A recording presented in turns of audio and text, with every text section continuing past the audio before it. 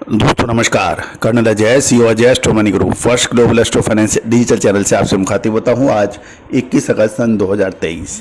दोस्तों, तिलहन यानी ऑयल सीड्स एवं ईडेबल ऑयल्स के ऊपर देश का पहला चैनल है जो लगातार अपडेट विश्लेषण प्रदान करता है तथा अग्रिम विश्लेषण इसके सही साबित होते हैं।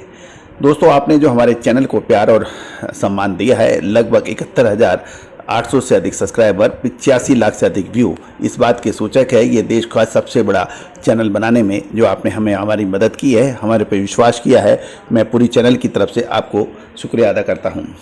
दोस्तों, खबर निकल के आ रही है कि यदि हम साप्ताहिक समीक्षा के रूप में देखें तो अंतर्राष्ट्रीय बाजारों में सोया तेल दिसंबर फ्यूचर जो है वो लगभग 4.33% ऊपर बंद हुआ है। जुलाई के अंत में अमेरिकन सोया तेल का स्टॉक 9.64% गिरकर 10 महीने के निचले स्तर यानी 1.527 बिलियन पाउंड पर आ गया है। अमेरिका के मध्य एवं पश्चिम में अगले सप्ताह गर्म और शुष्क रहने का अनुमान लगाया जा रहा है, जो अल नीनो पर फोकस के साथ साथ बाजार के रुख को तय करने में मौसम अहम भूमिका निभा सकता है।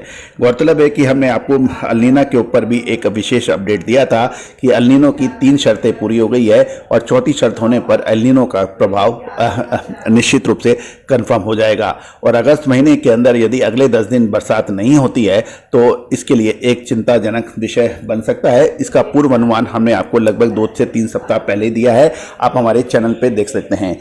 दोस्तों, घटना घटने से पहले बाजारों का विश्लेषण तभी किसी व्यापारिक या इंडस्ट्रियलिस्ट को फायदेमंद हो सकता है जबकि वो अग्रिम अनुमान लगाने में सक्षम हो। यदि घटना घटने के बाद उसके कारण और उसकी विवेचनाएं और उसका विश्लेषण और चर्चाएं ये सब बेमानी है, इसका कोई फायदा न कभी उठा सकता है, ना होगा, ये सब टाइम वेस्ट है।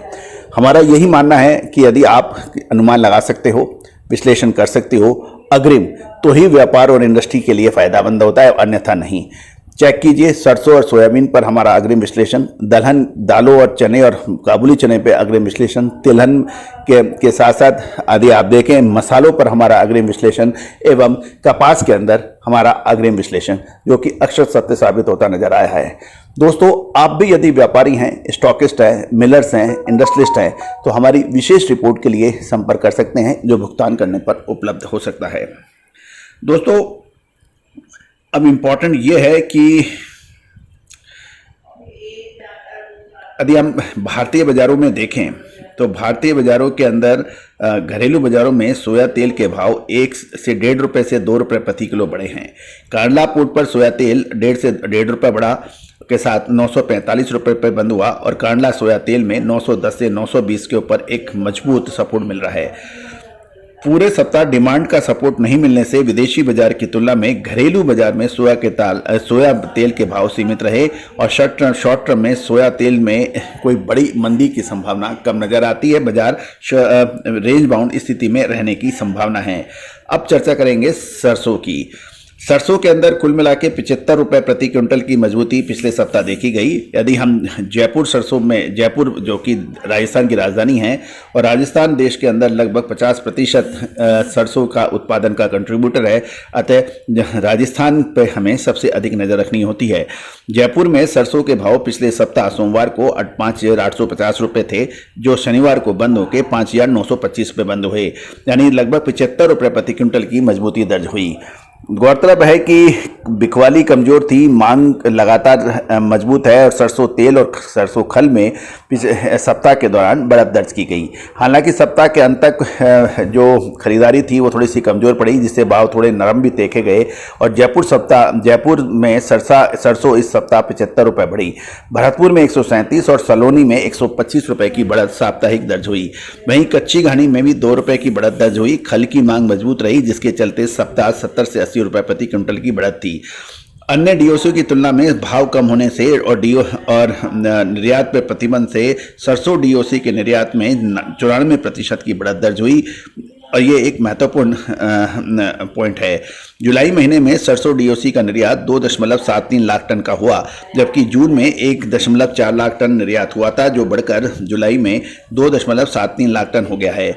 डीओआरवी के निर्यात पर प्रतिबंध के बाद सरसों डीओसी की मांग बनी रहने से इसमें ज़्यादा गिरावट की संभावना अब कम है। हालांकि अच्छी तेजी के बाद मुनाफा वसूली से इनकार नहीं किया जा सकता। सरसों पर नाफेड की बिकवाली का भी खतरा है, जिसके चलते मिल वाले भाव बढ़ाकर खरीदने से बच रहे हैं।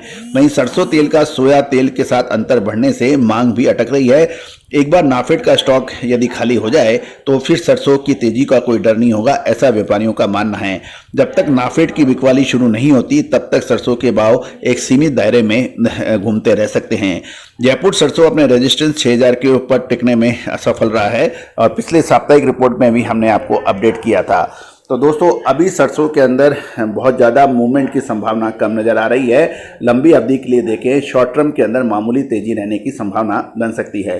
दोस्तों सरसों, सोयाबीन, मूंगफली, तिल, सूरजमुखी, इनकी जो आगामी 1 से 2 महीने के अंदर क्या संभावना बन सकती है, इसकी विशेष रिपोर्ट के लिए आप संपर्क कर सकते हैं।